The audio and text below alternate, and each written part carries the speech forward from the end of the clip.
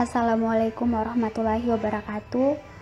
Yang kami hormati selaku dosen pembimbing mata kuliah ini, dan untuk teman-teman yang hadir pada hari ini dalam mengikuti berjalannya diskusi kelompok 4.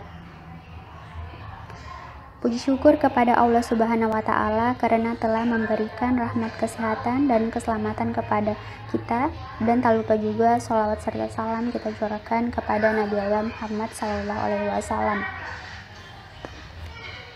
Baiklah, kami dari kelompok 4 akan mencoba untuk memaparkan materi dari kami yang bertemakan tentang instrumen zakat sebagai sumber pengeluaran negara, yang akan dipaparkan oleh pemateri yaitu Muhammad Rizky Putra Aditya, Andi Dewi Auliani, Andi Muhammad Rizky, Suci Nur Anissa, Maria Ulfa Liawati, dan Siti Makfirah. Baiklah, untuk materi instrumen zakat sebagai sumber pengeluaran negara terdapat 3 bagian di dalamnya, yaitu yang pertama pengertian kebijakan fiskal dan zakat, yang kedua pengaruh kebijakan fiskal terhadap objek zakat, yang ketiga pengaruh kebijakan fiskal terhadap pendistribusian zakat. Pengertian kebijakan fiskal dan zakat. Yang pertama adalah fiskal adalah langkah pemerintah untuk membuat perubahan-perubahan dalam sistem penerimaan atau dalam pembelanjaan yang bertujuan untuk mengatasi masalah-masalah ekonomi yang dihadapi negara. Lebih lanjut, prinsip Islam tentang kebijakan fiskal dan anggaran belanja bertujuan untuk mengembangkan suatu masyarakat yang didasarkan atas distribusi kekayaan yang berimbang dengan nilai-nilai material dan spiritual pada tingkat yang sama. Yang kedua, zakat.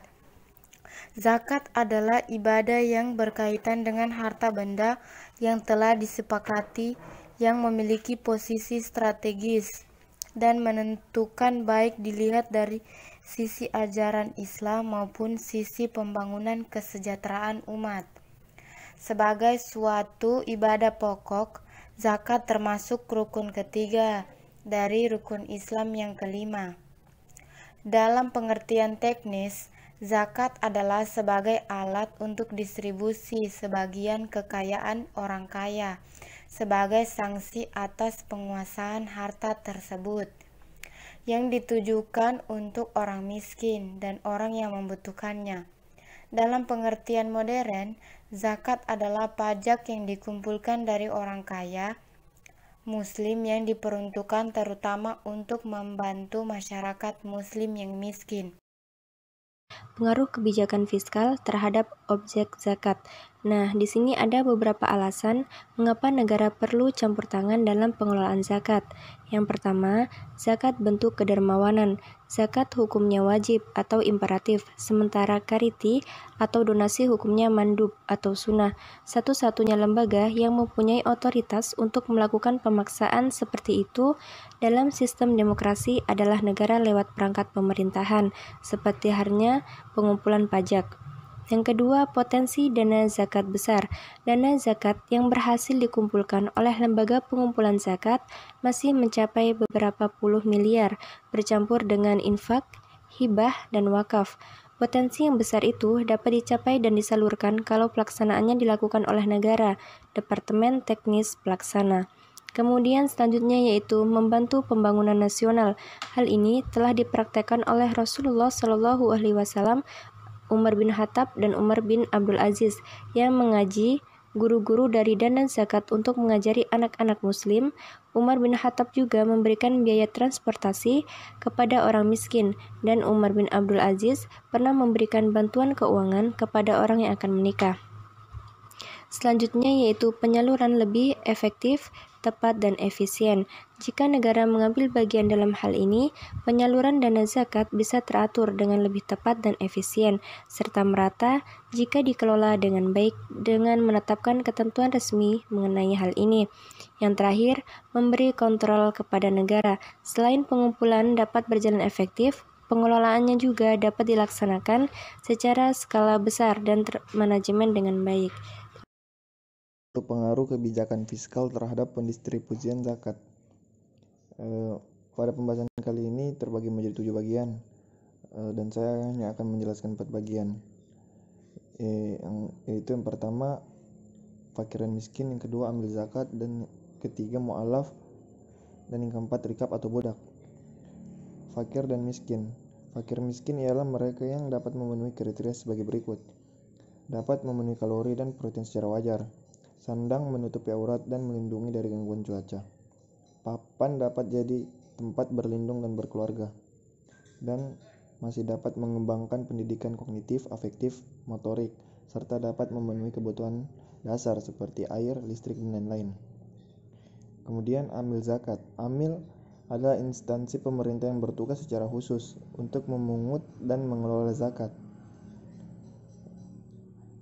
seperti pengontrol kebijakan zakat, aparat pemungut atau pencatat zakat, aparat administrasi perzakatan, dan segenap aparat departemen teknis yang bekerja untuk kesejahteraan rakyat dengan dana zakat. Kemudian yang ketiga, mu'alaf. Secara harfiah, mu'alafi qulubuhum dalam surah Al-Taubah ayat 60 berarti orang yang sedang dijinakkan.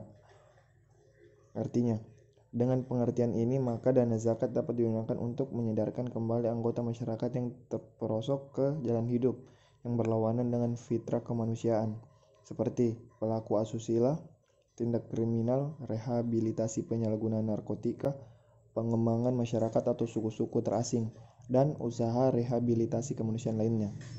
Dan yang kemudian terakhir, rikab atau budak. Secara harfiah, rikab adalah orang dengan status budak. Untuk masa sekarang, budak seperti ini sudah tidak ada lagi. Dengan demikian, dana zakat dapat digunakan untuk membantu buruh-buruh rendahan dan kuli-kuli kasar dari hegemoni majikan mereka. Sementara dalam bentuk struktural, dana zakat dapat digunakan untuk proses penyadaran dan pembebasan masyarakat tertindas berkaitan dengan hak-hak dasar mereka sebagai manusia, baik dalam dimensi individu maupun sosialnya. Pengaruh kebijakan fiskal terhadap pendistribusian zakat. Gahrimin. Secara harfiah, gahrimin adalah orang-orang yang tertindih hutang. Pengertian ini masih relevan seperti memberikan bantuan setelah terjadinya kebangkrutan. Untuk mencegah terjadinya kebangkrutan dengan menyuntikkan dana agar usaha seseorang yang terancam bangkrut dapat pulih kembali. Hutang negara seharusnya juga bisa ditanggulangi dengan dana zakat.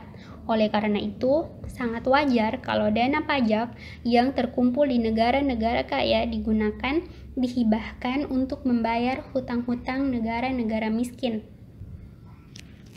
Kemudian, fisabilillah. Jihad ialah mengorbankan harta dan jiwa di jalan Allah. Dana zakat bisa digunakan untuk kepentingan rakyat, melindungi keamanan warga negara dari kekuatan-kekuatan destruktif yang melawan hak-hak kemanusiaan dan kewarganegaraan mereka yang sah, menegakkan keadilan hukum bagi warga, membangun dan memelihara sarana dan prasarana umum seperti jalan, sarana komunikasi, dan sebagainya, serta usaha-usaha lain yang secara konsisten ditunjukkan untuk mewujudkan cita keadilan sosial dan kesejahteraan umat manusia. Kemudian Ibnu Sabil. Untuk konteks sekarang, pengertian Ibnu Sabil dapat dikembangkan bukan sekedar pada pelancong yang kehabisan bekal, tetapi juga terhadap orang atau kelompok masyarakat yang terpaksa menanggung kerugian atau kemalangan ekonomi karena sesuatu yang tidak disengaja, seperti karena bencana alam, wabah penyakit, dan peperangan pengungsi, baik karena alasan politik maupun bencana alam seperti banjir, tanah longsor, kebakaran, dan lain-lain. Baiklah, sekian dari kami. Apabila ada kata atau kalimat yang kurang berkenan, kami mohon maaf yang sebesar-besarnya. Cukup sekian dari pemaparan kami. Semoga apa yang kami sampaikan dapat bermanfaat bagi kita semua.